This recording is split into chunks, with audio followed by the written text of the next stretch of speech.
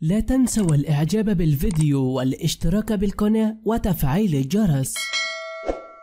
حارس مقبرة الفنانة أمل عباس يبكي الملايين والجميع وسط حالة من الحزن الشديد عليها، وحين رأى صراخ في القبر أحزن الجميع والملايين والشارع العراقي بأكمله. حين توجه إلى القبر وجد رجلا أمام القبر، وحين تلقى السؤال له قال له إنها كانت صديقة العمر، كانت كل حياتي، وقال إني زوجها، وأصدم الملايين والجميع وكل المحبين لها. وحين توجه الحارس وسأل هذا الرجل قال إنها زوجتي، وتحدث بأقاويل كبيرة عن هذه الفنانة الشهيرة أمل عباس. كانت تنفق أموالها على الفقراء والمساكين في الخفاء، ولن كانت تعلم أي أحد بهذا العمل الخيري التي كانت تعمل به، وكانت تزور المرضى وكانت تعطف عليهم من نفقتها الخاصة في الخفاء. وزوجها يحكي ويبكي الملايين. حين